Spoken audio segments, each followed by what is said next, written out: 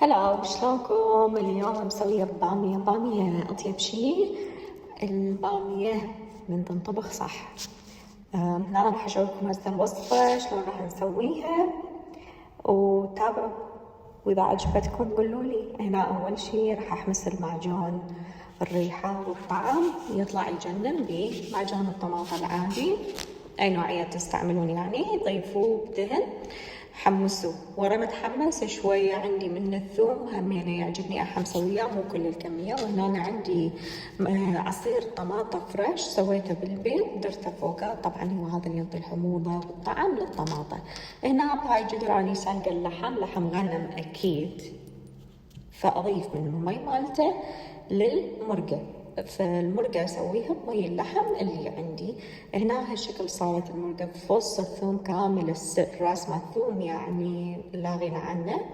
وهنا هسه بديت أضيف اللحم الغنم، بكيفكم، لحم بقر، أي شي يعجبكم. احنا ما نحط بيها بهارات أو فشي. البامية تعجبنا يعني الثوم يكون شوية زيادة بيها، بلحمة الغنم هي اللي حتعطيها النكهة. عصير الطماطم، هنا البامية مالتي كانت مفرزنة، طلعتها خليتها بالمي، غسلتها، وهسه ضفتها هنا ورا من المي مالتها قام يغلي.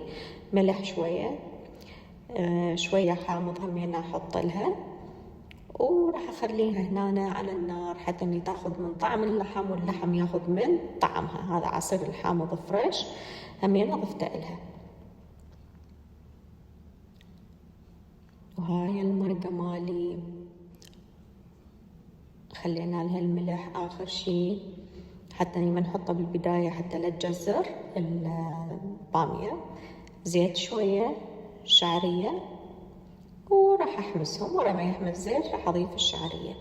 حمسناهم هنا، وهسه ورا ما تغير لونها أضيف الملح. حتى لا أنسى، تقدرون تضيفوه بالنهاية، بس أنا كل ما أقول ما أضيفه أنسى فأحطه بالبداية.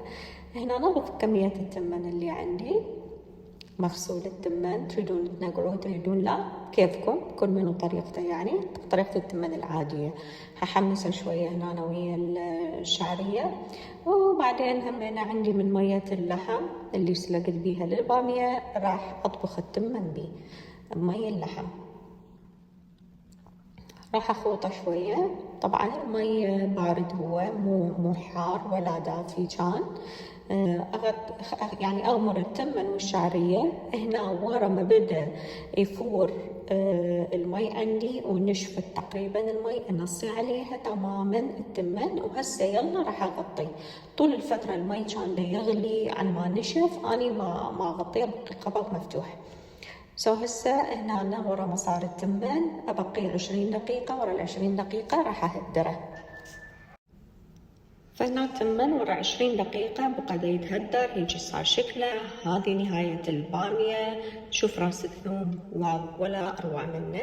هنا أنا سويت شوية بالتشريب بالخبز، ثردت يعني، وبالتمن، وشلون ما تعجبكم.